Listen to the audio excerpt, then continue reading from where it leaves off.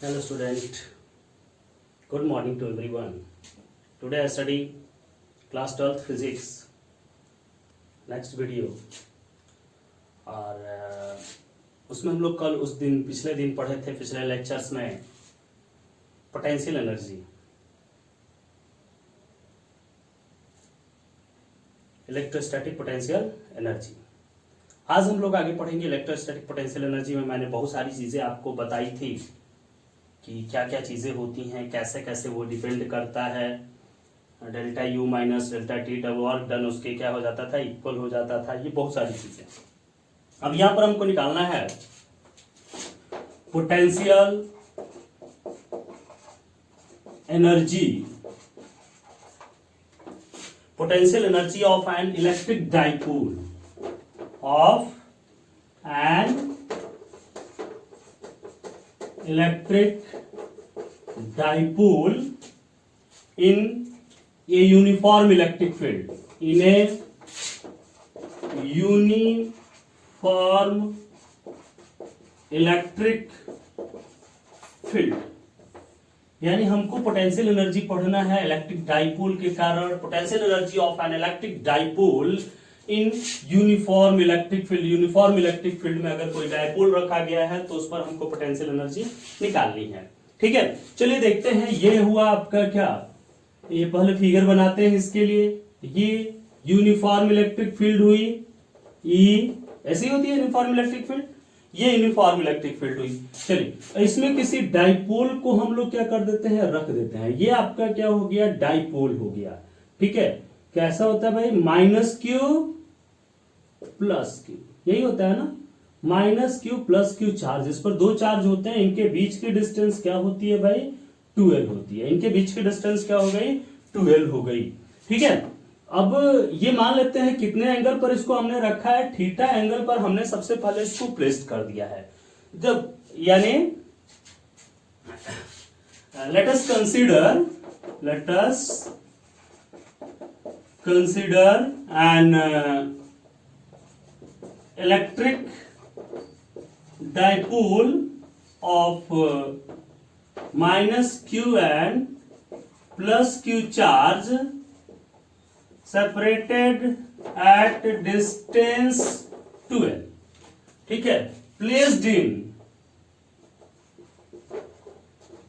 in uniform electric field at angle theta. ठीक है, यानी कंसीडर करते हैं कि एक इलेक्ट्रिक डाइपोल है, उसको हम लोगों ने क्या किया, थीटा एंगल पर इलेक्ट्रिक यूनिफॉर्म इलेक्ट्रिक फील्ड में प्लेस्ड कर दिया है। अब इस पर होगा क्या, देखिए दो फोर्स लगेंगे।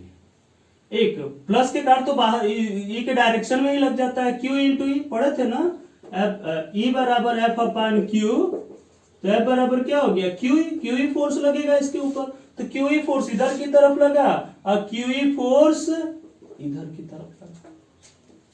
ठीक है, दोनों इक्वल और अपोजिट। अब यहां पर देखिए होता क्या है, यहां पर जैसे जब ये रोटेशनल मोशन है, तो रोटेशनल मोशन है तो ये फोर्स तो होगा नहीं। रोटेशनल मोशन है तो इस पर क्या लगता है भाई, आपको 11th में बताए थे सिस्टम ऑफ पार्टिकल चैप्टर में। ठीक है, टॉर्क लगता है। जब रोटेशनल मोशन हो गया तो फोर्स के जगह पर क्या हो जाता है, टॉर्क हो जाता है। किससे डिनोट करते हैं हम लोग, टाउ से डिनोट करते हैं। ठीक है, चलिए इसको हटा देते हैं। तो ये क्या हो गया, two equal and opposite force, two equal and opposite force acting on a line of action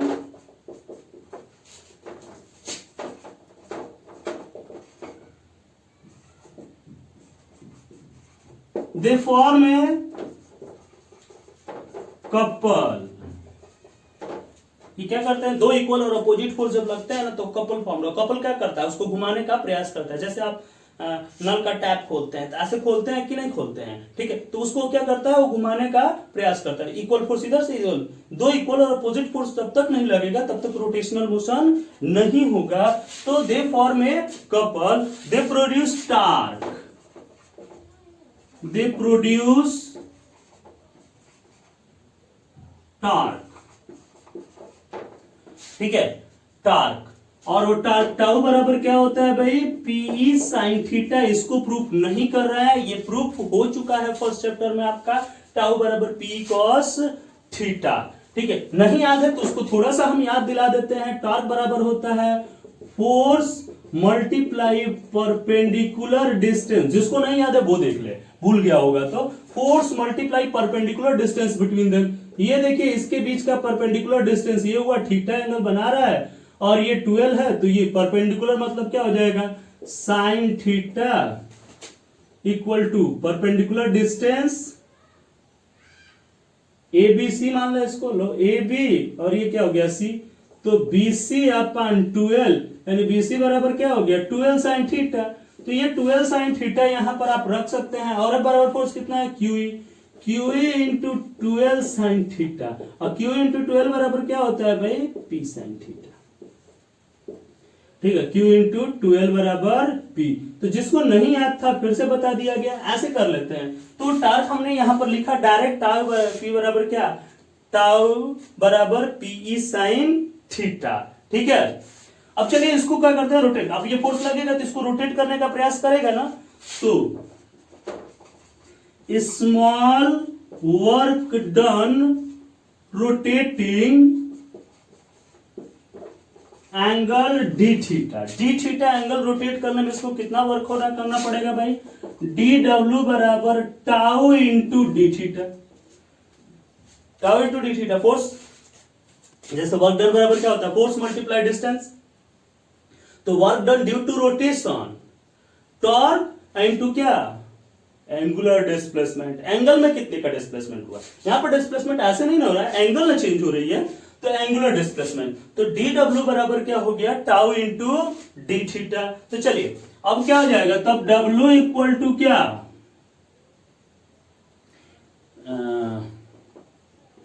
work done rotating theta 1 to theta 2, angle theta 1 से थीटा 2 तक रोटेट करने में। तो W बराबर क्या हो जाएगा, integral PE sine theta D theta, theta 1 से थीटा 2। P बाहर कर लेते हैं, integral sine theta D theta, theta 1 से थीटा 2। ठीक है, ये हमारा वर्क डन हुआ। चलिए इसको मिटा देते हैं, अब इसका तो कोई काम नहीं है, इसको आप नोट कर लीजिए। अगर जिसको नहीं याद है वो इसको नोट कर सकता है, टाउ बराबर पी साइन थीटा कैसे आया। ठीक है, मिटा देते हैं।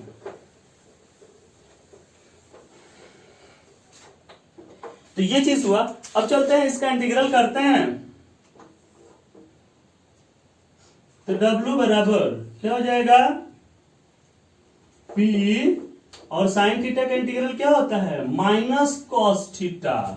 ठीक है, integral of sine X D X equal to minus cos X. ठीक है, तो क्या हो जाएगा, minus cos theta, theta 1 to theta 2, ये हो गया minus PE upper limit cos theta 2 minus cos theta. ठीक है, अब चाहे तो इसको ठीक से भी लिख सकते हैं, equal to PE cos theta 1 minus cos theta. और वर्क डन ही तो पोटेंशियल एनर्जी होती है, work done stored as potential energy, पढ़ते आ रहा बहुत दिनों से। तो U बराबर क्या हो गया, PE cos theta 1 minus cos theta 2, ये हो गया। इसको पहले नोट करिए, फिर थोड़ा सा मिटा करके और करेंगे, इसमें और कंडीशंस निकालना है। मेन फार्मूला अभी ये नहीं है। ठीक है, पहले सॉल्व करिए इसको।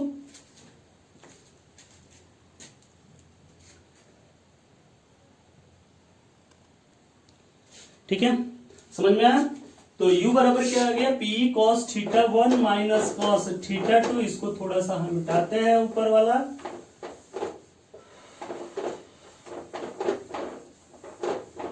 चलिए, तो U बराबर P cos theta minus cos theta. लेकिन अब यहां पर ध्यान दीजिए, ये चीज आया, लेकिन ये कब ज्यादा, अब इस डायरेक्शन में हो जाता तो ये तो रोटेट ही नहीं करता। तो कब ज्यादा रोटेट करने का प्रयास करता है, जब ये क्या होगा, परपेंडिकुलर डायरेक्शन में होगा, तब ज्यादा इस पर फोर्स लगेगा रोटेट कराने के लिए। एकदम देखिए तुरंत ही इसको इस डायरेक्शन में लाने का क्या करेगा, प्रयास करता है, अलाइन करने का प्रयास करता है। ठीक है, तो लेट करते हैं, let theta 1 equal to 92, theta 2 equal to theta, यानी 90 डिग्री से अब जितना हम घुमा लें, 90 डिग्री है उससे जितना डिग्री हम क्या कर लें, मूव करा लें, तो इसलिए वो थीटा 2 इक्वल टू हमने क्या कर लिया, थीटा कर लिया। अब यहां पर देखते हैं क्या हो जाएगा, u बराबर, ये देखिए क्या हो जाएगा, p अब ब्रैकेट में cos 90 माइनस cos थीटा, ठीक होगा।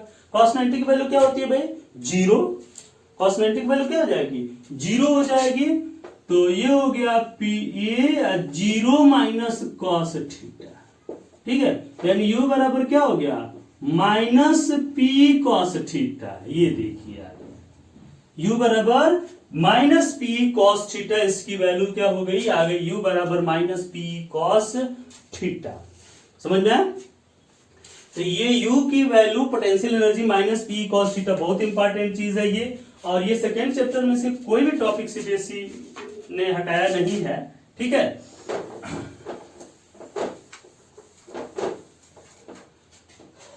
ये देखिए, तो u बराबर माइनस P cos थीटा, अगर इसको वेक्टर फॉर्म में हम लिखना चाहें तो ये क्या हो जाएगा, minus vector P dot vector E, क्यों, क्योंकि वेक्टर A डॉट B बराबर होता है क्या, AB cos थीटा, तो ऐसे हम लिख सकते हैं u बराबर minus vector P dot E, ठीक है।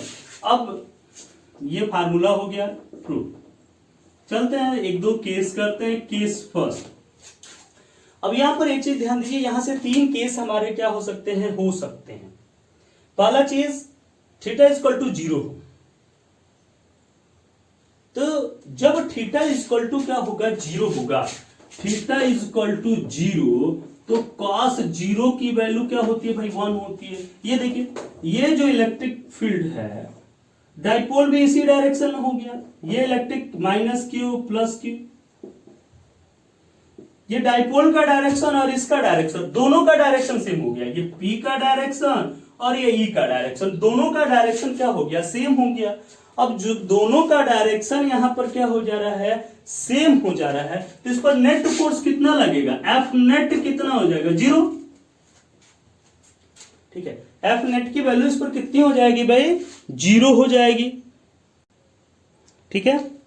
समझ में आया कि नहीं आया, यानी यहां पर देखिए ये क्या हो जाएगा, F नेट जो हो गया 0 हो गया, कोई फोर्स ही नहीं लगा इस पर, तो अब ठीक है। और टाउ बराबर P साइन थीटा, तो साइन 0, साइन 0 की वैल्यू क्या होती है, 0 होती है, तो टॉर्क भी 0, तो जिस पर फोर्स भी 0 हो गया, टॉर्क भी 0 हो गया, मतलब क्या, वो इक्विलिब्रियम में है, यानी टोटल रोटेशनल फोर्स भी 0, यानी टोटल टॉर्क भी 0, टोटल फोर्स भी 0। यही तो इक्विलिब्रियम आपको बताया गया था, 11th में बताए थे, ध्यान रखिए।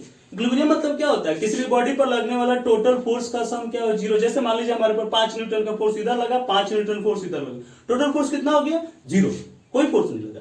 उसी तरह रोटेशनल, तो दोनों चीजें यहां पर 0 है, F नेट भी 0 और टाउ बराबर P साइन थीटा भी 0, ठीक है। अब यहां पर ये निकाल करके देखते हैं, अब क्या निकालना है, u बराबर माइनस P cos 0, cos 0 की वैल्यू 1, तो u बराबर कितना हो गया भाई, माइनस PE। ये जो कहलाता है इक्विलिब्रियम तो है ही, इक्विलिब्रियम कौन सा equilibrium, stable equilibrium, stable condition. तो कौन सा इक्विलिब्रियम हो गया, केस फर्स्ट स्टेबल इक्विलिब्रियम हो गया, यानी वो स्टेबल है कंडीशन। चलिए दूसरा देखते हैं।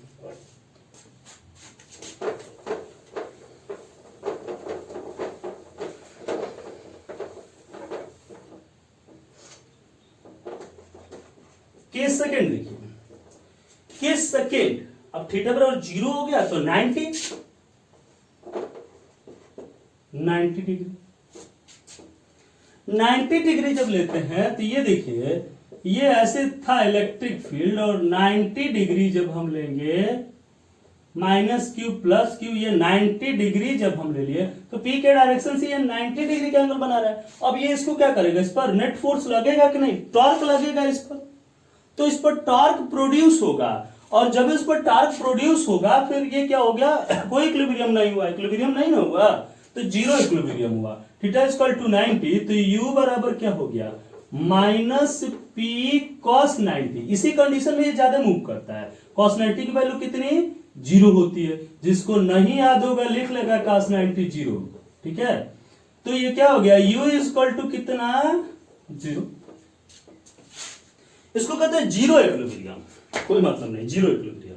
ठीक है, तीसरा वाला केस बहुत इंपॉर्टेंट है, केस थर्ड, थीटा बराबर 180 डिग्री। अब ये देखिए थीटा बराबर 180, ये वेक्टर ई हो गया, और थीटा बराबर 180 मतलब क्या कि घूम करके ऐसे हो गया था, माइनस क्यू प्लस क्यू, ये पी का डायरेक्शन हो गया, ये पी का डायरेक्शन और ये ई का डायरेक्शन। कितना एंगल बना भाई, 180 का एंगल बना कि नहीं बना। ठीक है, तो यहां भी एक्सटर्नल फोर्स एफ एक्सटर्नल 0 और टाउ बराबर 0। आल्सो देखिए पी कॉस साइन 180 ना, टाउ बराबर पी साइन थीटा होता है, तो साइन 180 की भी वैल्यू 0 ही होती है, तो टाउ भी 0। Also this is equilibrium.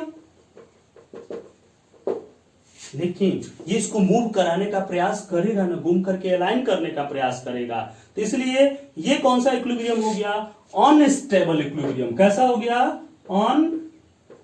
Unstable equilibrium. क्या हो गया, अनस्टेबल, स्टेबल नहीं है। ठीक है, देखिए यहां पे क्या हो जाएगा, तो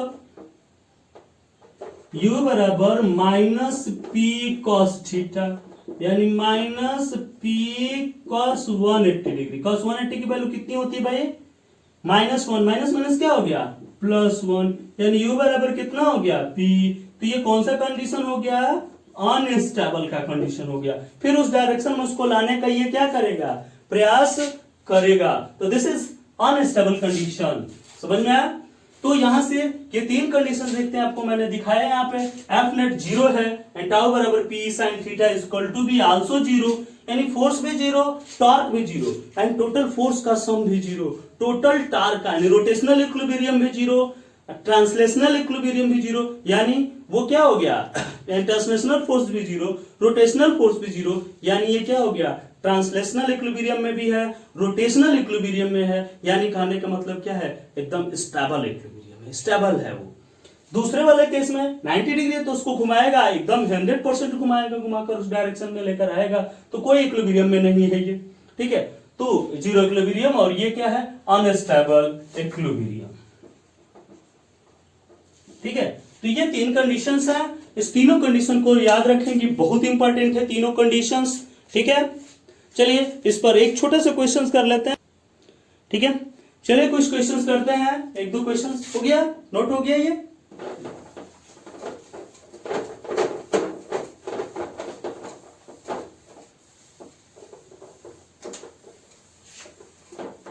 एक दो क्वेश्चंस कर लेते हैं, आपको जैसे दिया होगा।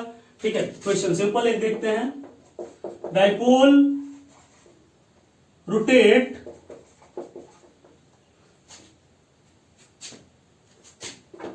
Theta equal to 0 to 180 degree. 180 degree वो क्या कर जा रहा है, रोटेट कर जा रहा है। ठीक है, पहले था 0, फिर 180 डिग्री रोटेट करके फिर उस कंडीशंस में आ गया, तो क्या निकालना है, W एक्सटर्नल। चलिए W एक्सटर्नल मतलब क्या, यहां पर बस यही आपको ध्यान देना है, सोल्यूशन करते हैं। W एक्सटर्नल मतलब होता है क्या, delta U equal to U2 minus U1। U2 कितना, U 180 minus U0, 180 degree 0 degree. चलो क्या हो जाएगा, P cos माइनस ना, minus P cos 180 minus P cos 0। ये क्या हो गया, माइनस पी cos 180 की value -1, minus minus plus P cos 0 की वैल्यू 1, ये माइनस माइनस ये भी +1 हो गया ना, P प्लस पी कितना हो गया, 2P। यानी चेंज इन पोटेंशियल एनर्जी मतलब W external equal to external agency के द्वारा जो वर्क डन हुआ वो कितना हुआ भाई, 2P का हुआ, P प्लस पी cos 180 की वैल्यू -1। ठीक है, माइनस माइनस क्या हो गया, +1 हो जाएगा। ठीक है, तो इस प्रकार से इसकी वैल्यू कितनी हो गई, 2P। अब आप जितना मन करे उतना से कर सकते हैं। चलो तो ऐसे to take theta is equal to 60, question पूरा नहीं लिख रहा है, two theta is equal to 120, ठीक है, 60 टू 120, तो क्या हो जाएगा भाई, W external equal to delta U equal to U 120, final minus initial होता है, U 60, ठीक है, 120 माइनस 60, चलिए क्या हो जाएगा, PE minus PE cos 120 minus PE cos 60, चलिए माइनस PE cos 120 की वैल्यू -1/2। अगर आपको नहीं याद है तो ऐसे करेंगे, cos 90 प्लस 30 और cos 90 plus theta is equal to क्या, माइनस साइन थीटा, क्योंकि ASTC बताए थे इसमें साइन पॉजिटिव होता है, minus sine 30 is equal to -1/2, ठीक है, नहीं याद है तो ऐसे कर लेंगे। चलिए ये माइनस माइनस प्लस हो गया, प्लस P और cos 60 की वैल्यू कितना, 1/2, ठीक है, तो ये कितना हो जाएगा, W external equal to PE/2 plus PE/2, तो कितना हो गया, ठीक है। तो ऐसे क्वेश्चंस को सॉल्व करेंगे, बहुत आसान क्वेश्चंस है। इसके बाद अब चैप्टर का जो नाम था इलेक्ट्रोस्टैटिक पोटेंशियल एंड कैपेसिटेंस, तो इलेक्ट्रोस्टैटिक पोटेंशियल का सारा टॉपिक खत्म हो गया। अब हम लोग पढ़ेंगे electrostatic capacitance, which is very very most important, ठीक है, बहुत ज्यादा इंपॉर्टेंट है इलेक्ट्रिकल कैपेसिटेंस, ठीक है। इस पर न्यूमेरिकल्स सभी कॉम्पिटिशंस में और बोर्ड में एग्जाम में भी आते हैं, ठीक है, बहुत इंपॉर्टेंट है। जो नेक्स्ट वीडियो में हम लोग पढ़ेंगे, इसको फिलहाल आप करिए, इस पर क्वेश्चन सॉल्व करिए। Electric potential, electrostatic potential and capacitance chapter का नाम था। इलेक्ट्रोस्टैटिक पोटेंशियल खत्म हो गया टॉपिक, अब हम लोग कैपेसिटेंस उसमें शुरू करेंगे। और ध्यान देने की बात है, CBSE ने सेकेंड चैप्टर में कोई भी टॉपिक डिलीट नहीं किया है, ठीक है, तो सॉल्व करिए। Have a nice day.